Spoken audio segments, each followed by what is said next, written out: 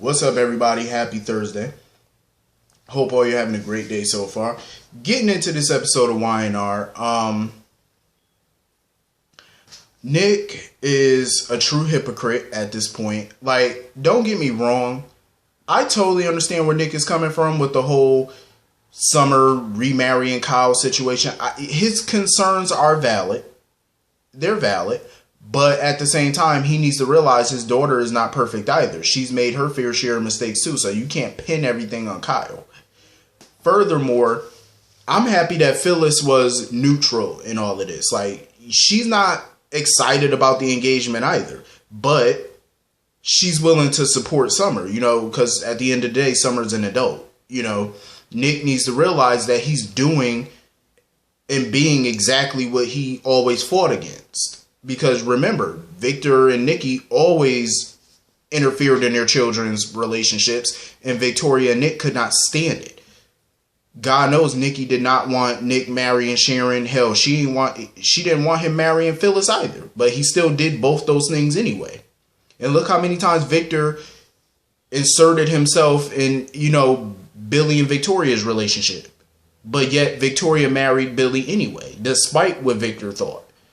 You know what I mean? So you're doing exactly what you always hated for your parents to do. And now here you are doing it. Not to say that your feelings aren't valid, because they are. But at the end of the day, Summer's a grown-ass woman. And Nick needs to realize that you don't have to like her choices, but you need to respect it and you need to support it as a parent. You know what I mean? Just support her. Even if you don't agree with it, only time will tell if you were right or wrong. You know what I mean? But I think that's why Phyllis was staying neutral on it, because Phyllis ain't stupid. She knows that if she joined the bandwagon, jumped on Nick's bandwagon and, was like, oh, no, over my dead body, we're not going to allow this. Guess what that would have done? That would have just further pushed Summer away from them. They wouldn't have been invited to the wedding. They pretty much would have no communication with her. I'm pretty sure Summer would have cut them off and not speak to them. So Phyllis didn't want to jeopardize that. She didn't want to go that route. So she was, I'm pretty sure Phyllis just like, you know what? I might not agree with it, but I'm going to support it. And that's what you should do. She's grown. She don't need y'all permission to marry nobody.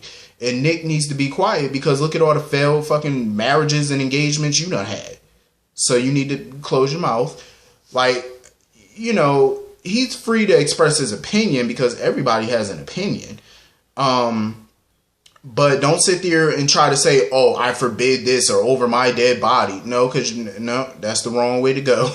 That is the wrong way to go. You don't want to go that route, because it's not going to end good for you. You know what I mean? That's just going to push her away, and she's just going to further be with Kyle and alienate you. So why do that? Why go that route? Because God knows we've seen that a million times with Billy and Victoria and Victor. You know what I mean? Don't do that, because that's just going to ruin your relationship with her. Let her do what she got to do, even if you don't agree with it. I understand, people want to protect their kids from things, but you cannot live, your children's lives for them. They have to live it for themselves and make their mistakes. So if her marrying Kyle again is a mistake, only time will tell. Only time will tell. And you just got to be there to support her if it happens. Either way, whether the relationship survives or whether it dies, you just got to be there to support her. Period. And Nick needs to realize that. So anyway, moving on from that. This whole Devon, Amanda, Elena situation is just getting messier by the day. I understand where Elena's coming from, like she feels like an outsider and stuff like that. I get it. But she continues to let her insecurities show. It's like she's competing with a ghost in a way. You know what I mean? Hillary's gone. She's not coming back. So stop constantly getting upset every time Amanda comes over or Amanda wants to talk to Devon about Hillary. Of course, Amanda for right now is going to be asking a billion questions about Hillary and wanting to know. She just found out that that's her sister. A sister she never knew about. So, of course, she's going to want to know everything about her. And who better to go to than the man who was married to her? You know what I'm saying? But, of course, Elena sitting there mad at Nate or whatever because Nate, she felt like put all of this in motion. He didn't put it in motion. All he did was, realize that Amanda and Hillary got the same blood type. So he was like, let's do DNA, see if that's your sister, if y'all related or whatever. That's not setting anything into motion. He was just trying to find the truth for her, for Amanda. Elena need to stop tripping and calm down, because if you keep on putting out these, showing your insecurities and, your jealousy and stuff, that's going to eventually turn Devon away from you. Eventually it will, because he's going to get tired of that. Like, he's showing you that he's committed to you, but you need to realize something. His love for Hillary is never going to go away. Just because he's moving on with you and he wants to build a life with you, build a future with you, that doesn't mean he's not going to think about Hillary. You know what I'm saying? Hillary's clearly the love of his life, and she will always be the love of his life. But the beautiful thing is, love comes around more than once. You know what I'm saying? You can find happiness again, and you can find love again, and that's what Devon has found in Elena, and she needs to realize that. And now she's mad because he's not opening up to her and, about Hillary and stuff like that. I mean, I'm pretty sure it feels awkward for Devon to talk to her about Hillary. Talking to his girlfriend about his late wife. You know what I'm saying? He didn't want to hurt her. That's why he doesn't talk to her about Hillary and open up about it. And I can't blame Devon for that. It's a little awkward, how could it not be? And you see how her attitude is whenever, Hillary's mentioned or whatever. It's like, you need to realize something. That's never going to go away. So you either roll with it or move on. Devon is telling her and showing her that he wants to be with her, but yet she can't let it go. Like, you're mad because he's hanging out with Amanda and watching the Hillary hour with her, and like, calm down. Like, he's just trying to, help her get to know her sister in a way, you know what I'm saying? Telling her things about Hillary, how she was, charismatic and all these other things. He's just trying to paint a picture.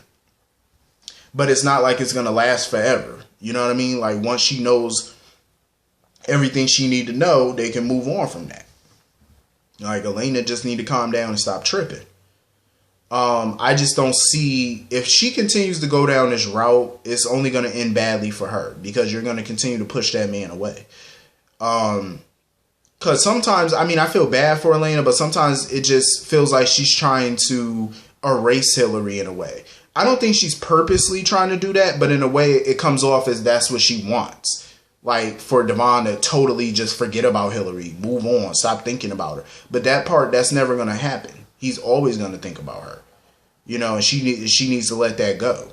He loves you. He's with you. Y'all, live together. Y'all planning a future together. All of these things. So you need to be happy with that and move the hell on and calm down. Instead of getting mad at Nate every 5 minutes. But, I don't know. I just don't see her relationship with Devon lasting all that long if she keeps at this pace that she's going with it. So anyway, I do like Nate and Amanda together. I don't know how long they're going to last, honestly. But I am happy that they can open up to each other. And, Amanda was asking him about his, ex or his late fiance, Caroline, and stuff like that. And, Nate was opening up to her. And, I kind of like their vibe and how they are together. I don't know how long it's going to last, but, hopefully it lasts a good while. Because I would hate for Amanda to go for somebody like Billy. I would hate that. That would be just a total disaster. I prefer her to be with Nate. I'm just going to be honest. I prefer it. I hope they don't try to do something where she start falling for Devon and Devon start falling for her. I hope they kind of don't go that route. I hope they stick to a friend, brother, sister-in-law kind of thing. I prefer if they just keep it that way. I'm just saying, like, I like the setup the way it is, because a lot of them have chemistry with each other. Of course, Amanda and Devon do have chemistry, don't get me wrong, but I like her and Nate. I really, really do. And I'm happy that Amanda is finding answers about Hillary. She's sitting there watching GC Buzz and stuff, and she's still trying to figure out, like, what happened with their parents and how she ended up abandoned, and, she's on the hunt for that, for those answers. So I'm happy for her. She's getting some answers. She found a new family. That's a really good feeling. So anyway, moving on from that. Billy. Billy need to go sit the hell down. Like, he really getting on my nerves. Like, I understand his hatred of Adam, but Billy is really doing this because he wants revenge against Adam. He's always wanted revenge against Adam. That's why he's on this mission with Victoria and Alyssa to destroy Adam, because this all goes back to Delia in the night Adam hit her with his truck. That's what this is all about. The night that Adam killed Delia. Billy has been wanting revenge ever since that night. And now he feels like he's finally going to get that revenge. But when is enough going to be enough? You know, when is it ever going to be enough? Because this is really just eating Billy alive. And I think that's why for a time he had that whole multiple personality kind of thing going. Because he never really fully dealt with what happened with Delia and stuff like that. He feels like he's not going to be satisfied until he finally gets revenge on Adam. But it's just going to drag you down in the process. You know, and I feel like what Adam needs to do is he just needs to get ahead of this now. And what I mean by that is, since Billy is, you know, trying to find proof that, you know, Adam killed AJ and stuff like that and go to the media with it, you know, put it out there for the world to see, what Adam should do is just go out there and tell his own story. I mean, come on, he was 11 years old when it happened. You know, he was a child. Can they really prosecute him now for that? For something he did as a child? Maybe they could, maybe they can't. Who knows? But at the end of the day, I doubt they're going to breathe much air into it. Especially if Adam controls the narrative. And I think that's what he needs to do. If he just goes out and publicly goes on record about what happened back then, it takes Victoria, Alyssa, and Billy's power away. Because now they don't have a trump card. You know what I mean? They can't technically destroy you if you kind of destroy yourself in a way. You know what I mean? It takes away their power. And I think Adam should do that. I definitely think so. But then him and Chance still got this whole Vegas thing hanging over their head. So, Alyssa's not going to leave that alone. I just feel like Billy just need to go sit down and go back to his therapist, honestly. And it was funny how Adam told him that he only got Chancellor Communications because of Jill. He was like, basically, your mother gave you a company. Which is true. I mean, everything Billy has, was given to him. His seat on the Jabot board, his Jabot stock, all given to him by John Abbott.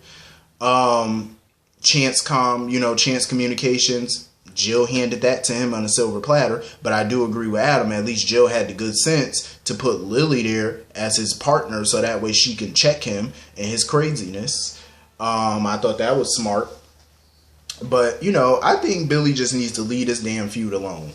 But, Adam basically, I think Adam is desperate at this point to cover up his tracks and stuff. And he plans on making a move and doing something, and Chelsea wants in on it. But I can understand why Adam is kind of keeping Chelsea at arm's length with this whole situation, because he doesn't want her involved with anything illegal that he's about to do.